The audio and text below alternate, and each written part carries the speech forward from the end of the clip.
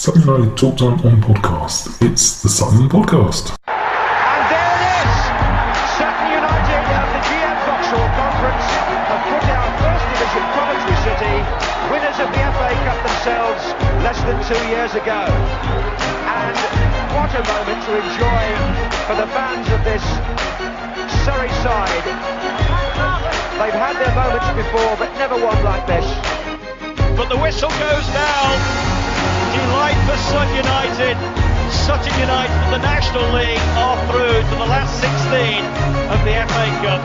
No longer English football's perennial non-league club. A 123-year crescendo reaches a new peak for Sutton United, who are promoted to the Football League for the first time.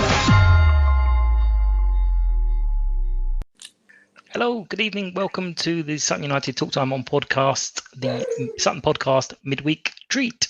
I'm still toying with that name, but I do like the midweek treat. It sounds good. And as an extra special treat, we have PC, Paul Chalmers, joining us. Hello, Paul. How are you? Very good, very good. How are yourselves? Very well, thank you. So, started this pod back in 2018, and it's taken me 3 years to get you. Yeah. In fairness, there was a little some stories about you. There was a little tiny gap, I suppose, but still got you on eventually.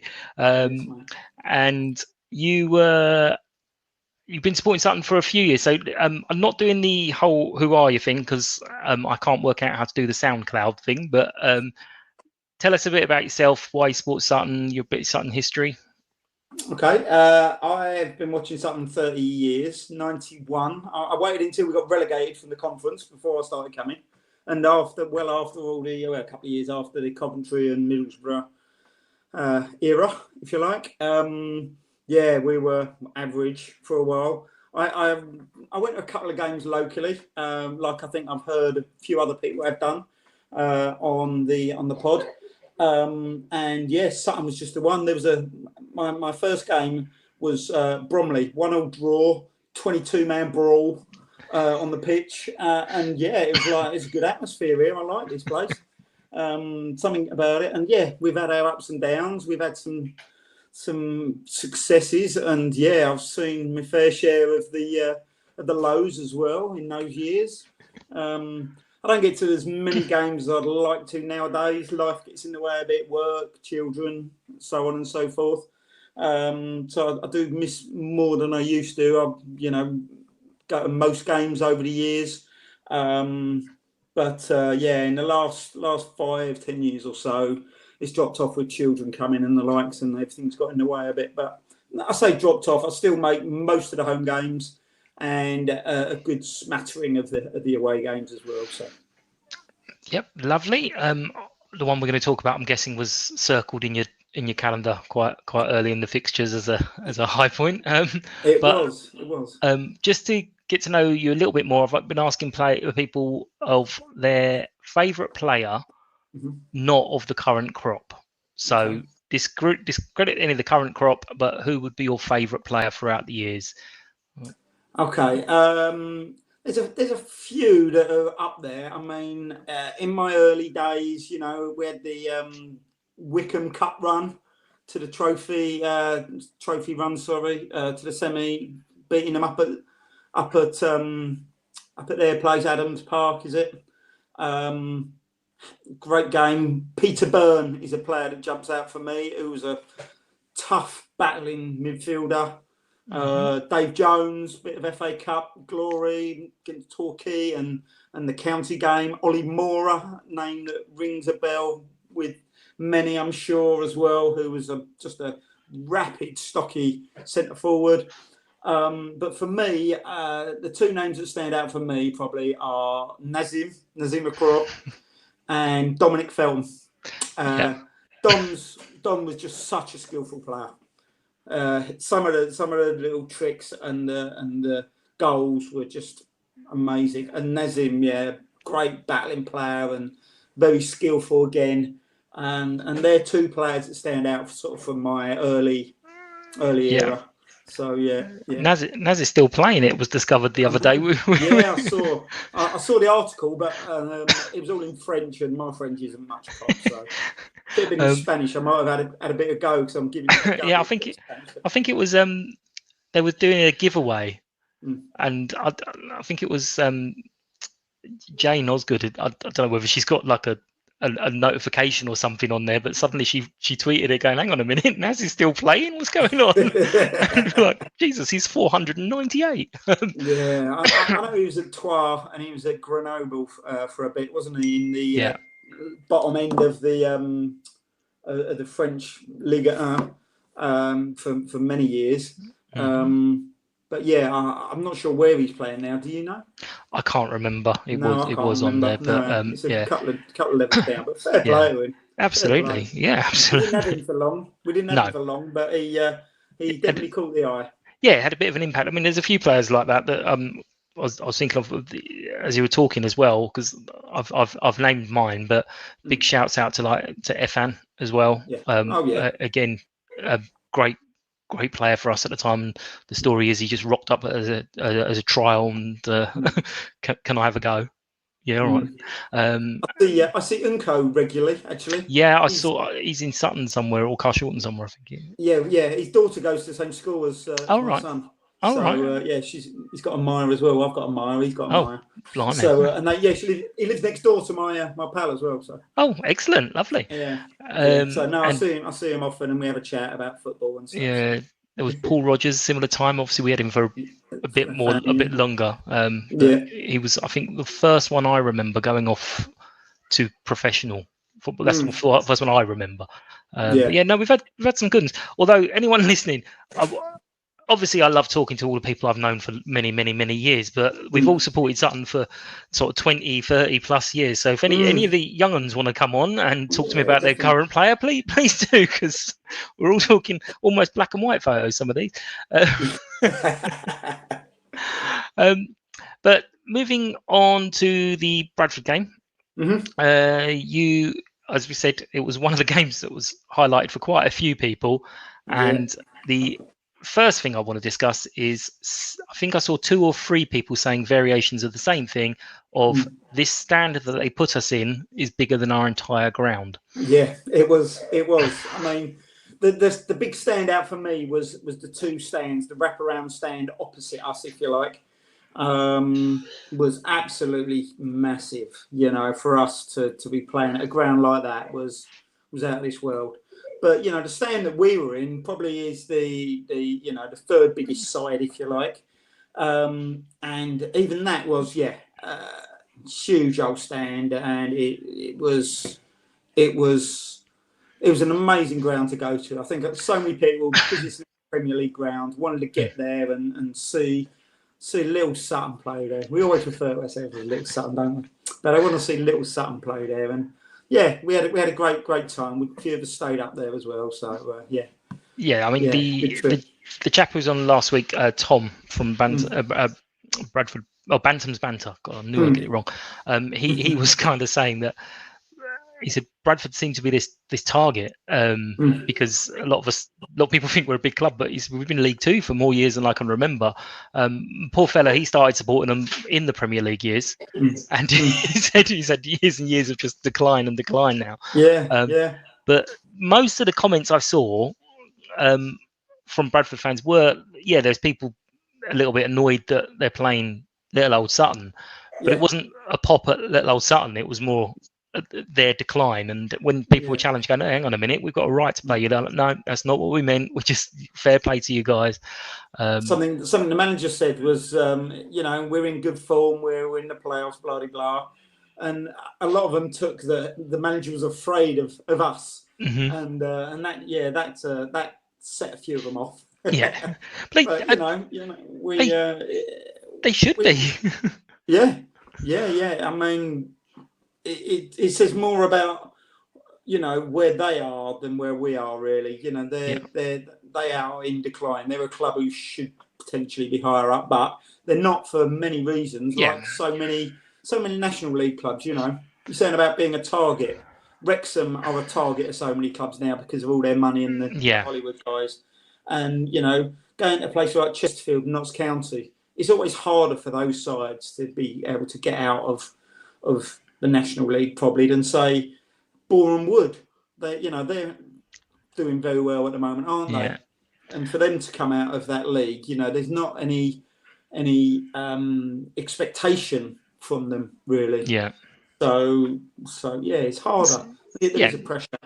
No, absolutely. I mean, I think we've said it a few times to different people, but a lot of these games, and especially like the one at the weekend, is FA Cup games for us over the years. This is we get FA Cup training, but it's not. It's every week. We're at Tranmere one week from Bradford, and it's like these are our level clubs now, and our guys are there toe to toe. We're not just there getting battered every single week. In fact, it's only one game I think we were outclassed a little bit at the beginning, the Swindon game, but then we kind of dug ourselves back into it. And then the Leyton Orient game, just things went horribly wrong. And they're probably the only two games I've come away with thinking, we didn't really deserve much there. And I think 20 minutes of Port Vale maybe at the start, and they went 2 up quickly, didn't they? I put money on us to win at that point. Yeah, we're not talking a huge amount of money, but at that point we were 2-0 down, and I was like, do you know what? I fancy this, and I went on to Betfair. And I stuck a couple of quid on, and I have to admit, I bottled out when we got back to 3-3 and I cashed out. So I was more pissed off when we got the winner. But cashed out at 3-3. I know we took the lead, but So go on. No, go on. I had a little. I probably shouldn't say this, but I didn't.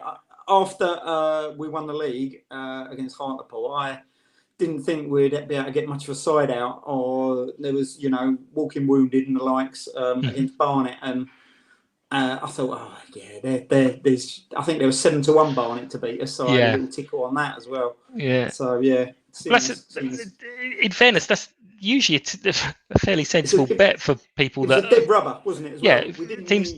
It's no pressure. We just let the shackles off, and it was almost a irrelevant game for us, really. Yeah, and in fairness, knowing our players after the game, they probably had lots of liquid refreshment. No, that's a terrible thing to say. They're very professional. Anyone listening? Totally agree. But it's been a magnificent season, and we have done really, really well. But on the Bradford game in particular, how was it going for you? How did you see it going? Yeah, I mean, I would have taken a point before the game. I would have been very happy with a point. That would have been enough. I thought, okay, we got walking wounded. We're struggling a bit with numbers. Yeah, I thought the side we got out was relatively strong. I know Milsom had to push into centre midfield. So we were missing obviously Eastie, Harry, Kenny. But I'd say pretty much the only other player missing was probably Kizzy, and Barden's done more than good enough job at fullback. Isaac was on the bench, wasn't he? I think, and came. Was Isaac on the bench? No, he wasn't. Was he? No, Kobe as well was out. I'm getting that mixed up actually. Yeah, so Isaac missing as well. Yeah, and Kobe. We weren't at our weakest, I would say. No, I mean I had a little doubt with you got both Louis and Ben who took a knock. Yeah, they weren't at full fitness, were they? Yeah, so certainly. If I was Bradford, I would definitely have been making them run everywhere. But they obviously didn't. We took the lead after they'd have fella sent off, and Rob dispatched that penalty very nicely. Yeah, definitely. And then we gave the away lead. We made it exciting. I don't know, switched off a bit maybe. Given them that opportunity. These things happen, don't they? Yeah. So often a team scores after you've scored yourselves. Exactly. Yeah. I mean, the worry. Not worry. I don't lay at night panicking about it, but the little concern for me is getting a reputation for it, because we kind of lost the lead against Bristol in the last few weeks. So we even had the lead against Leyton Orient, although they wiped the floor with us. But Bristol, Newport, and then Bradford, where we were leading position and seemingly doing all right to losing. But then on the flip side of that is the game we already spoke about. We got both Stevenage and Port Vale, we were losing and came back to win. Yeah. So Yeah. Matt said many times it kind of goes both ways in the season. But the second equaliser was a stinger. Yeah. So yeah, we took the lead again. Was it offside? It was tight. There was Yeah. talk about it, but I'm not sure if he was actually off or not. I didn't actually see it back, but it was the other moment where we were given a corner that wasn't a corner. Yeah. And then there was a crowd got on the officials' back, didn't they? Yeah. Then there was the Linos' back. The double problem was it over the line, and if it wasn't over the line, was it a handball? Because it looked like both his hands on it. It looked like two hands on it from Paul's photos, didn't it? Yeah. Which are obviously amazing photos every time. He's a real credit to the club. Absolutely. Talking about safe hands, Paul's always been safe hands, hasn't he? Absolutely. Yeah. I was telling someone the other week that when he was in my five-a-side team and I came on, and the only instruction he gave me was stand in front of their goalkeeper, just try and block his view. And I'm like, that's the level of skill he has put on me. Just block their view, fat guy. Who came out with that team name? Because it always stuck in my head, and I always look out for that team's results now. Real Social Dad. Real Social Dads. That was me. That was you, was it? That was me. Yeah, Real Social Dads. I was going with Atletico Midriff as well. Yeah. I had a few, but I decided Real Social Dads was a winner. Someone's stolen the name and the badge that I designed. Really? Yeah, I was like, hang on, that's fine. For another five-a-side team? Yeah, it's up north somewhere. But first of all, I was a bit annoyed, and then I was like, do you know what? It's all right. I've moved on to the next thing now. I don't need that. That's it. But yeah, so we had the second. After the first, we took the lead 2-1. I hear there was some. I was reading the Gandamonium. There's some Sharon Stone moments. Were you witness to? Yes. to the arseless chaps. To be honest with you, yeah, split his trousers. Yeah, we did mock him about that. To be honest with you. Yeah, I'm surprised. He seemed sorted himself out before we got to the first pub. He'd dealt with the situation, and there was fine curry had by many, and a few more beers, and we're good to go. Yeah, good. And then you had the nice little stay overnight, and then a very short nip down in the morning. Nice. Yeah, that didn't go too well. Yeah, with some points failure at Newark Northgate. So we sat for pretty much 2 hours, barely moving, which was not ideal. But I was eager to watch the Formula One Grand Prix and managed to watch it all on the train. Excellent. So I was expecting to only get half an hour of it. Yeah. I managed to get the whole race. So well, a little positive from a negative. Could also have been worse. I saw Ryan on Sunday. He was out his work, just looking shattered. And I sort of said, "Oh, did you come home last night?" And he was like, "Yeah, it took ages, and it was a dry train." I saw that after 6 p.m. Yeah, all dry trains. I suspect they'll be checking their tickets very carefully in the future, not to do that mistake again. Definitely. But back to the game. I wasn't really something about the Bradford fans. They do seem there was in some of the pubs that we went in before the game. There was negativity there. You know, they're not happy with the situation they're in. They're not feeling the manager by the sounds of things at the minute. He doesn't seem to be filling them with a lot of confidence. And obviously what I was saying before about his comments about Sutton and being, almost worried about us, didn't go down well. The atmosphere in the ground, they've got a drum, which, a ground like that. They've got a section. They look like they had a singing section up in a corner. And they had a bit of a go, but I know there wasn't a huge amount of us, and we made the noise we could with our crowd. But considering how many of them there were, it was quiet there. There wasn't much about them at all trying to push the team forward. It took the team to push them to get going, if you like. Well, it must be. I mean, we're talking 20 years of failure, basically. So we've been very lucky with our 10, 11 years of almost constant success. But if you could just imagine 20 years of slowly going down those Yeah. divisions, it must demoralise you. Poor Yeah, sods. yeah. But One guy went very. What's the word? Dreary-eyed? No, not dreary-eyed. But we were talking about Benito Carbone. misty-eyed. And he's like, what a player he was. Yeah.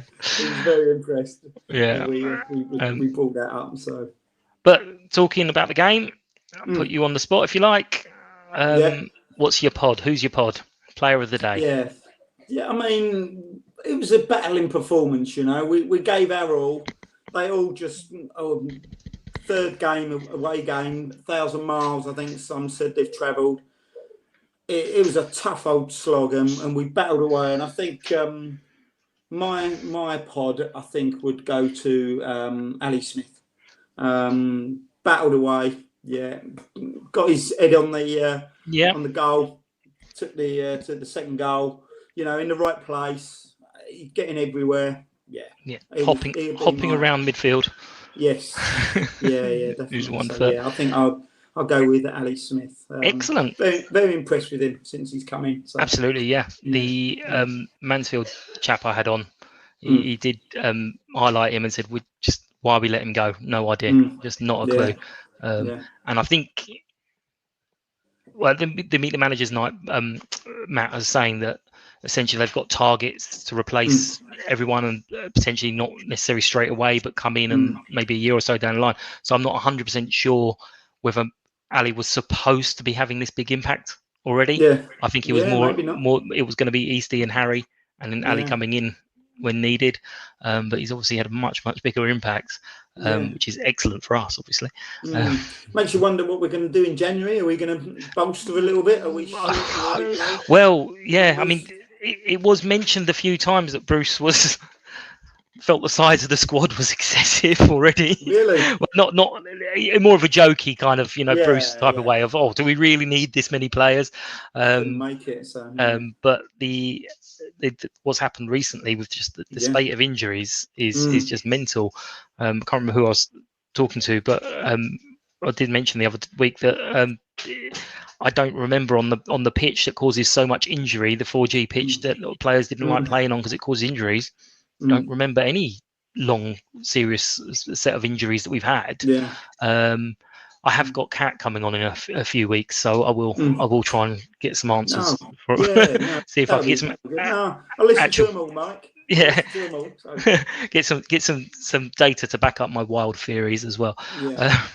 But your next job is to have a little chat about the Harrogate match that we've got coming up.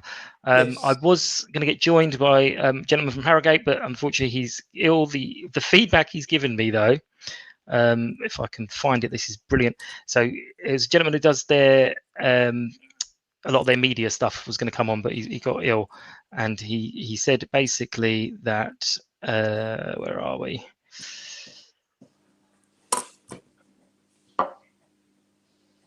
Oh, this is awful. You tell me what you think about Harrogate while I find it. This okay, yeah. This dead silence. Yeah, I think they seem to have dropped off a little bit recently.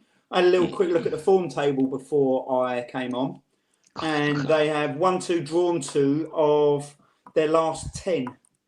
So they're having a bit of a blip. Obviously, they started very well. I actually watched their documentary for the first time this week as well.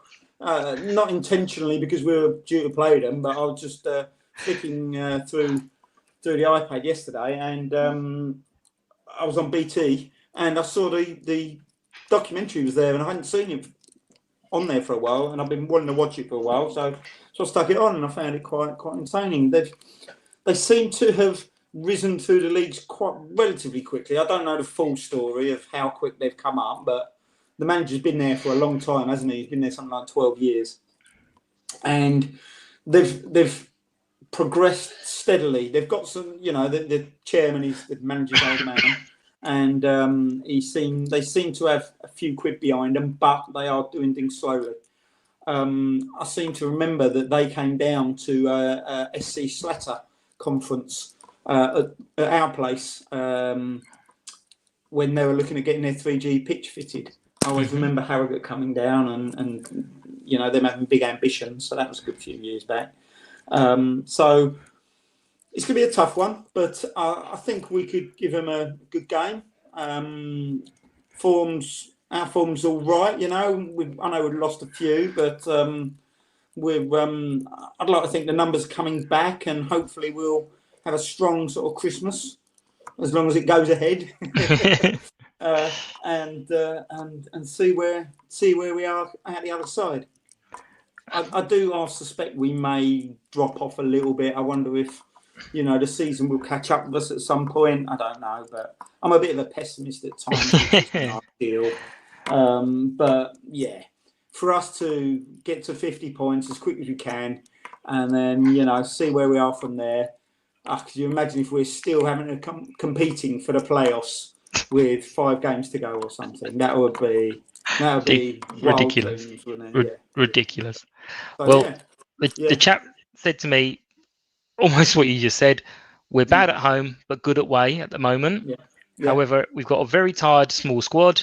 It's a bit of lottery what players will have to turn up. We'll either be very good or very bad. I was like, that was something I was hoping to ask them, actually, how they feel squad size has worked for them.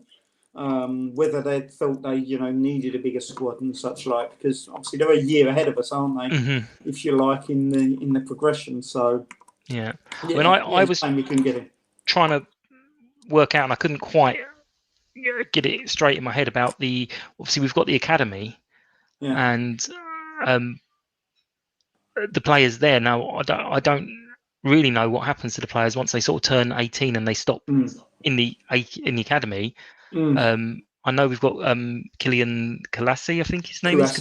Yeah, he's doing very well, isn't he? He's gone out on loan, but there doesn't seem to be any jump between the academy and then straight into the first team.